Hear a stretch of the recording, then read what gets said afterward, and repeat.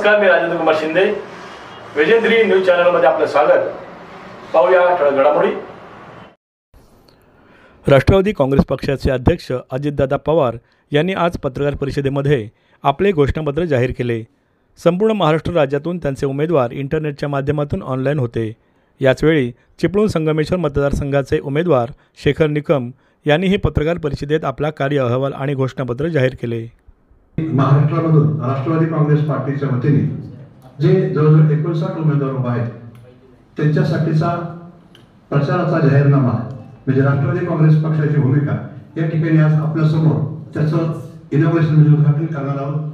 आपल्या माहितीसाठी की आपल्याबरोबर आज या ठिकाणी 59 विधानसभा मतदारसंघातील प्रतिनिधी या ठिकाणी आपल्याला जॉईन झालेले आहे आणि ते लाईव्ह आपल्याबरोबर येथील पत्रकार आणि प्रतिनिधी हे उपस्थित असणार आहे.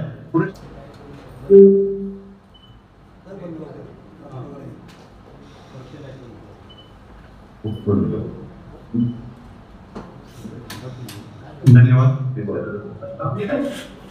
माझ्या सर्व बांधवांचं आणि बहिणींचं मी सुरुवातीलाच हार्दिक स्वागत करतो. महाराष्ट्राच्या विधानसभा निवडणुकांची तयारी सुरू आहे. कालच आम्ही महायुतीच्या प्रचाराचा नारळ अंबाबाईचं दर्शन घेऊन कोल्हापूरला त्या ठिकाणी फोडला. मुख्यमंत्री, मी, उपमुख्यमंत्री, तिथले ताई उमेदवार सगळे आम्ही तिथं उपस्थित होतो. आठवले साहेब होते, सदाशिवराव खोत होते, कवडे साहेब होते, जे जे घटक पक्ष आहेत ते सगळेजण तिथं उपस्थित होते. या निवडणुकीत सहभागी होणाऱ्या सर्व पक्षांचे जाहीरनामे देखील जाहीर होत आहेत. आमचा युतीचा पण जाहीरनामा येणार आहे, परंतु त्याचबरोबर पक्ष म्हणून पक्षाचा पण जाहीरनामा. आणि पत्रकार मित्रांनो, यावेळेस आम्ही आमच्या ज्या विधानसभा मतदारसंघ लढवतोय त्याचा पण त्या मतदारसंघाचा जाहीरनामा हा आम्ही देतोय. मगाशी तुम्ही एक जी क्लिप बघितली त्याच्यामध्ये साधारण बारामतीमध्ये पुढे 5 वर्षामध्ये काय करायचं, काय माझं विजन आणि आमच्या पक्षाचं विजन आमच्या सहकार्याचं राहणार आहे हे त्याच्यातनं लोकांना दाखवण्याचा प्रयत्न आम्ही केलेला आहे. आणि युतीच्या बद्दल तर ते काल काही मुद्दे मुख्यमंत्र्यांनी सांगितलेले. पुढे अजून एक आमचा कार्यक्रम मुंबई किंवा काही ठिकाणी होईल. आज या निवडणुकीच्यासाठी राष्ट्रवादी काँग्रेस पक्ष पार्टीचा जाहीरनामा सादर करण्याच्या करता आपण सगळेजण जमलो. यंदा आम्ही एक वेगळा दृष्टिकोन ठेवून हा जाहीरनामा बनवलेला आहे. आणि ज्या मतदारसंघात निवडणुकीसाठी आमचे उमेदवार आहेत त्या प्रत्येक मतदारसंघातला स्वतंत्र जाहीरनामा मी सुरुवातीलाच सांगितलंय. आज आपण महाराष्ट्रातली जवळपास वेगवेगळ्या 50 मतदारसंघासाठी 50 जाहीरनामे प्रकाशित करतोय आणि उर्वरित जाहीरनामे देखील येत्या काही दिवसामध्ये आम्ही प्रकाशित करतोय. सुनील तटकरे आमचे राष्ट्रवादी काँग्रेस पक्षाचे प्रांताध्यक्ष हे मुंबईतून महायुतीचा राज्यव्यापी जाहीरनामा आणि प्रत्येक मतदारसंघाच्या जाहीरनाम्याचा सारांश असलेली एक पुस्तिका हे प्रकाशित करतायत. यंदा आम्ही प्रत्येक मतदारसंघासाठी स्वतंत्र जाहीरनामे तयार करून प्रत्येक भागाच्या विशेष गरजा लक्षात घेऊन काम करतोय. या स्थानिक जाहीरनाम्यामध्ये आमच्या आमदारांच्या महत्वपूर्ण कामगिरीबद्दल आणि आमचे उमेदवार पुढील 5 वर्षात कोणती महत्वपूर्ण कामं करणार आहे याची माहिती देण्यात आलेली आहे. आणि तुम्ही जर पाहिलं तर प्रत्येक मतदारसंघातील रहिवासी, शेतकरी, कष्टकरी, युवक आणि महिलांच्या सोबत सखोल चर्चा करून त्यांच्या अपेक्षा आणि गरजांना या जाहीरनाम्यामध्ये प्राधान्य देण्याचा आम्ही प्रयत्न केला. साधारण जे आपल्याला शक्य आहे, जे आपण पार पाडू शकतो ह्याच गोष्टीचा आम्ही विचार केलेला आहे. आमच्या पार्टीच्या सोशल मीडिया टीमच्या मतदारांची सर्व स्तरावर जोडण्यासाठी एक नवीन रणनीतीचा अवलंब आम्ही करतोय. अलीकडे आम्ही आमच्या प्लॅटफॉर्मवर AI आधारित जाहिरात मोहीम सुरू केली आहे आणि त्याला तसं बघितलं तर सर्व स्तरावर भरघोस अशा प्रकारचा प्रतिसाद मिळतोय. त्याचा मला समाधान आहे.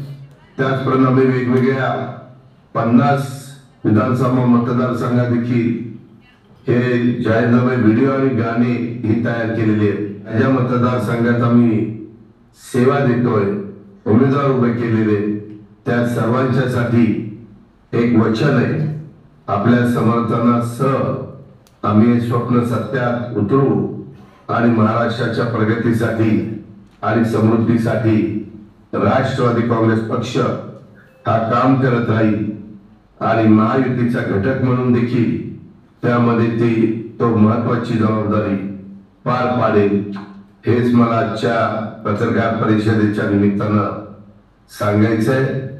आज उमेदवार म्हणून त्याच्यामध्ये अद्ययावत आरोग्य सुविधेचा आमचा वादा आहे. बरीचशी कामं झाली, अजून की राहिलेली ती आता 5 वर्षात मला करायची. सर्वांगीण शिक्षणाच्या पायाभरणीचा वादा, आज मला अभिमान आहे. जिल्ह्याची ठिकाणं सोडली तर तालुक्याच्या ठिकाणाचा विचार केला तर बारामती तालुका एक विद्येचं माहेरघर ग्रामीण भागातलं, त्याची अशा प्रकारची ओळख आपली निर्माण होते.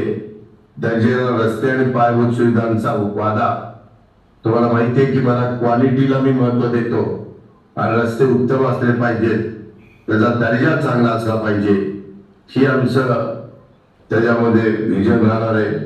शेती व शेतकऱ्यांच्या विकासाचा वादा, शेती हा मुख्य व्यवसाय आहे, त्याचा वादा आम्ही करतोय. सामाजिक विकासाचा वादा, ही एक गोष्ट आम्ही या निमित्तानं करतोय. त्याच्यातनं निश्चितपणे एक चांगल्या पद्धतीचं काम उभं राहील, त्याबद्दल माझ्या मनामध्ये मात्र शंका नाही. या ठिकाणी जाहीरनामा शुभारंभ प्रसंग राज्यातून 59 ठिकाणी थेट प्रचाराद्वारे प्रतिनिधी सहभागी झालेले, त्यांचंही मी मनापासून स्वागत करतो. आणि त्या प्रतिनिधींना खरं तर मी कालच त्यांच्याशी बोललेलो आहे, परंतु कोणाला काही त्याच्याबद्दल विचारायचं असेल तर ते माझ्याशी संभाषण करू शकतात. अशा पद्धतीचं आव्हान मी या निमित्तानं करतो आणि इथंच थांबतो. धन्यवाद. जय हिंद, जय महाराष्ट्र. काही प्रमुख गोष्टी आपल्याला करणे आवश्यक आहे. त्यामध्ये जसं चिपळूण शहराच्या बाबतीत बोलायचं झालं तर चिपळूण शहर असेल, आजूबाजूची गावं असतील, कायमस्वरूपी पुराने म्हणजे त्याला सफर होत असतात. तर कायमस्वरूपी याच्यावर उपाययोजनासाठी 2200 कोटीचा जो प्रोजेक्ट रिपोर्ट बनतो त्याची मंजुरी मिळून तो एक काम जर चांगल्या पद्धतीने चालू करता आलं तर ते काम आपल्याला चालू करायचेच आहे. दुसरी महत्त्वाची गोष्ट म्हणजे आपल्याकडे कोकणामध्ये मोठ्या धरणापेक्षा छोटी छोटी पाझर तलाव प्रत्येक खोऱ्यात होणं खूप गरजेचं आहे. आणि ही पाझर तलाव मोठ्या आणि छोटी अशा 2 कॅटेगरीत असतात. तर ती दोन्ही पद्धतीने आपल्याला जर करता आली तर आपल्याकडचा पाण्याचा प्रश्न ह्या माध्यमातून आपण दूर करणार आहोत. या अनुषंगाने आपण जवळजवळ 12 पाझर तलाव आपल्या मतदारसंघामध्ये मंजूर केलेली आहे. तिसरी महत्त्वाची गोष्ट म्हणजे रोजगारीचा, कारण रोजगारीचा हा विषय अतिशय महत्त्वाचा आहे. ज्या पद्धतीने मुलं शिकतात, आज मुलींच्या शिक्षणासाठी देखील मोफत व्यवस्था करण्याचा निर्णय या राज्य युती शासनाने घेतलेला आहे. परंतु शिकल्यानंतर त्यांना रोजगार उपलब्ध करून द्यायचा असेल तर त्या पद्धतीची ट्रेनिंग्स आवश्यकती, त्याचबरोबर ट्रेनिंगबरोबर उद्योग उभारणीसाठी आर्थिक स्तर उंचावण्यासाठीची मदत करणं हा देखील आपल्याला त्या माध्यमातूनचा प्रमुख आहे.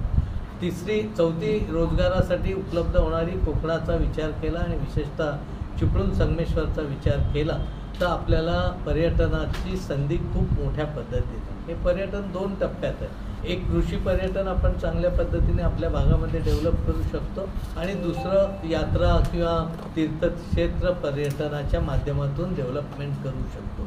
याचा विचार केला तर देवरुख तालुक्यामध्ये मार्लेश्वर असेल, टिकलेश्वर असेल, मैपतगड असेल, कसबा असेल किंवा बुरबाडचं जे मंदिर आहे, अशा अनेक गोष्टी आहेत की आपल्याला प्रचित गड पण तिथे आहे. तर हे गड जर आपण चांगल्या पद्धतीने विकसित करू शकलो तर एक चांगलं पर्यटन आपल्याला वाढणार आहे. आणि त्या अनुषंगाने मार्लेश्वरला देखील जवळजवळ 15 कोटीचा निधी आपण आणलेला आहे. टिकलेश्वरसाठी देखील 4 कोटीचा निधी आणलेला आहे. मैपतगडासाठी देखील आणलेला आहे. कसब्यासाठी प्राथमिक स्वरूपात 5 कोटीचा निधी आपण त्या माध्यमातून आणलेला आहे. आता आपल्याला माहिती आहे गांधारेश्वर मंदिरासाठी 3 कोटीचा निधीची पूर्तता होऊन ते प्रोजेक्ट आपल्याला चालू आहे. गोळकोट किल्ल्यामध्ये देखील चांगल्या पद्धतीने काही तांत्रिक अडचणी आहेत त्या दूर केल्या पुरातत्व किल्ल्याला पण आपल्याला चांगलं वैभव आणता येईल. म्हणजे जर पर्यटन वाढलं तर स्थानिक रोजगार त्या माध्यमातून निश्चितपणे वाढणार आहे. ज्या पद्धतीने आज सावर्डा आणि सावर्डा परिसरामध्ये शैक्षणिकदृष्ट्या अनेक कॉलेजेस, अनेक वेगवेगळ्या गोष्टी झाल्या, जसं की डेरवण कॉलेजचं MBBS कॉलेज असेल, पोस्ट ग्रॅज्युएशन असेल, स्पोर्ट्स कॉम्प्लेक्स असेल, ह्या आणि सह्याद्री शिक्षण संस्थेचे स्वर्गीय निकम साहेबांच्या माध्यमातून संस्था असेल, तिकडे चोरगे सरांच्या माध्यमातून त्यांची शिक्षण संस्था असेल, ह्या राजाराम शिंदेंच्या माध्यमातून त्यांची संस्था असेल, रवींद्र मानेन साहेबांच्या माध्यमातून किंवा बने साहेबांच्या माध्यमातून असेल, तर ह्या सगळ्यामुळे ही जर वाढवता आली अजून चांगल्या पद्धतीने, तर तिथे देखील चांगली रोजगाराची संधी निर्माण होते आणि त्या परिसराला पण त्याचा विकास करता येतो. त्यामुळे ग्रामीण पर्यटन, शैक्षणिक चांगल्या पद्धतीने वाढ करणं आणि व्यवसाय वाढीला चांगली चालना देणं हे देखील माझं प्रमुख उद्देश आहे. या सगळ्यामध्ये आरोग्य यंत्रणा कोकणामध्ये विचार केला तर कम्पॅरेटिव्हली बाकीच्या मानाने आपल्याकडे थोडी कमी आहे. तर ही यंत्रणा वाढवून ट्रॉमा केअर संगमेश्वरचं असेल, आपलं ट्रॉमा केअर कामठ्याचं असेल, ह्यांना जर चांगल्या पद्धतीने अजून चांगला निधी, म्हणजे पहिल्या टप्प्यात निधी मिळाला नाही असं नाही, पण तो एक चांगला निधी मिळाला आणि त्या पद्धतीचं काम आपल्याला ह्या आरोग्यामध्येही चांगलं करता येईल.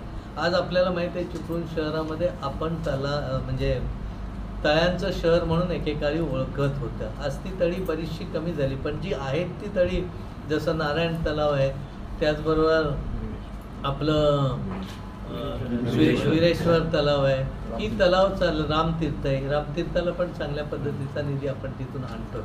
ही तलाव विकसित होणं, वेगवेगळी छोटी गार्डन्स विकसित होणं, चांगल्या पद्धतीचे रोड बाइंडिंगचं काम होऊन रोड रुंदीकरण होणं आणि इंडस्ट्रीमध्ये MIDCमध्ये आपण मोठी इंडस्ट्री खूप मोठी येईल लगेच अशी अपेक्षेपेक्षा जी जागा आहे, खेर्डी असेल, खडकोली असेल, या जागेवर छोटे छोटे ॲग्रो बेस्ड इंडस्ट्री आणणं हा देखील त्याचा एक खूप चांगला पर्याय.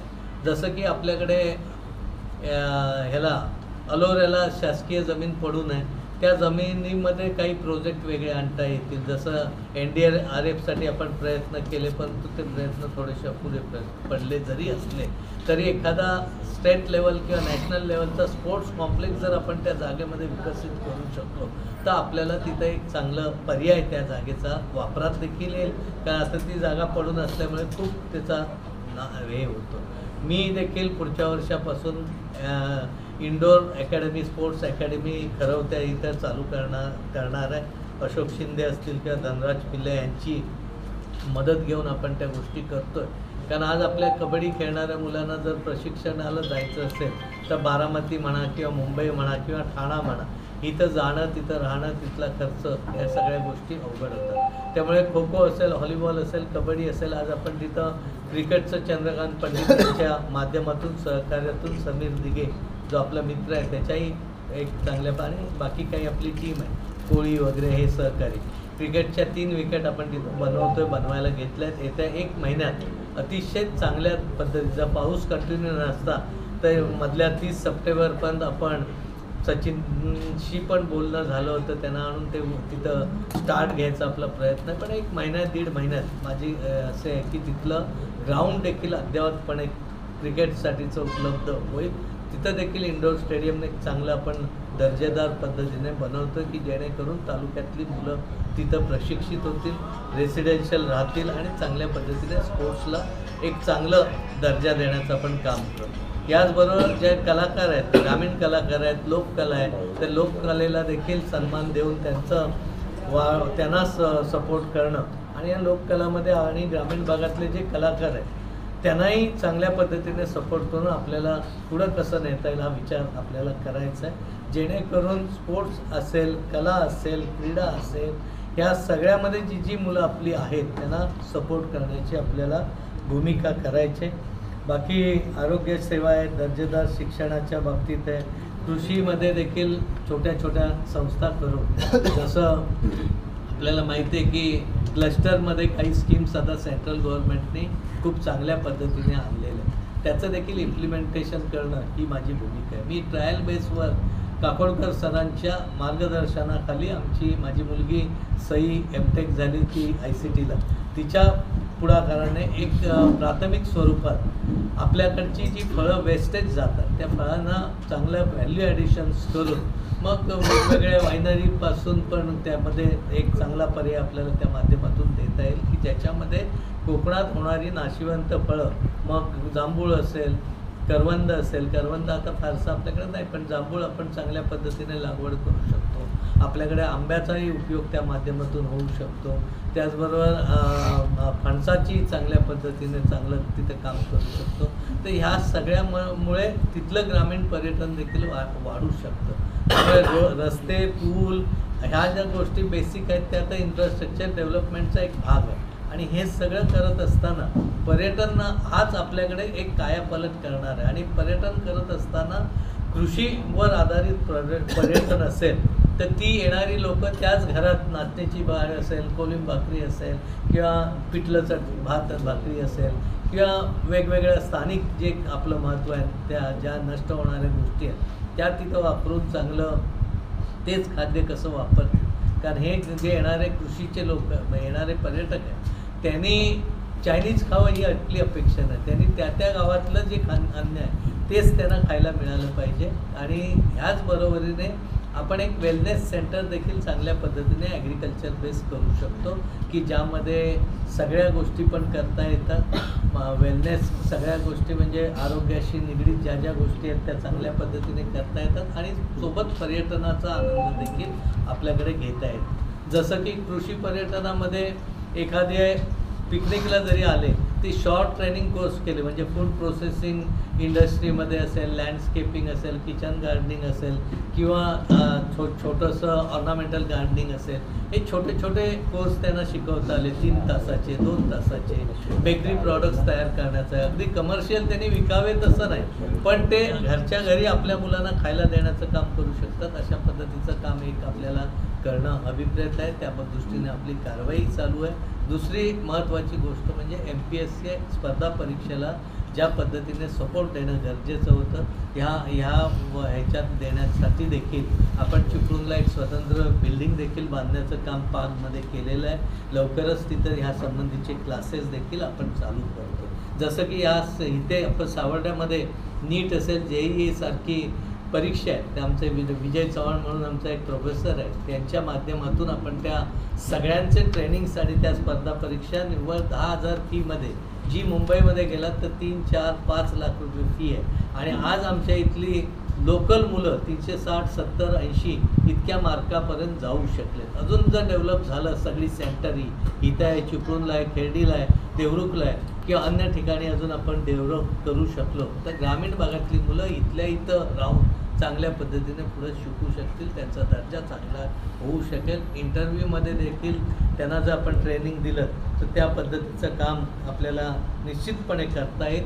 आता आपण बघितलं की बारामतीचा विकास सरळ कम्युनिकेशन होत झालं नाही तर आपण त्यांना तेच सांगणार आहे की ज्या पद्धतीने ती विकासाची व्याख्या आहे ती सगळ्या मतदारसंघात राबवण्याची भूमिका त्या दादांनी घेणार आहे आणि तो शब्द त्यांनी दिलेला आहे. कारण आपल्याला माहिती आहे 1 वर्षभराच्या कालावधीमध्ये अजितदादांच्या माध्यमातून मॅक्झिमम कामं करण्याचा मी प्रयत्न केलेला आहे. मग सावर्ड्याचा पाझर तलाव असेल, इतर काही गोष्टी असतील, या सगळ्या करण्याचा प्रयत्न आपण केला आहे.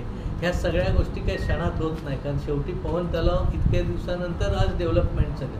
गोळकोटचं ग्राउंड इतक्या वर्षानंतर डेव्हलपमेंट होतं. उताडचं ग्राउंड इतक्या वर्षाने डेव्हलप झालं आहे. आज ओपन जिम पण तिथं अनेक पद्धतीने होत आहे.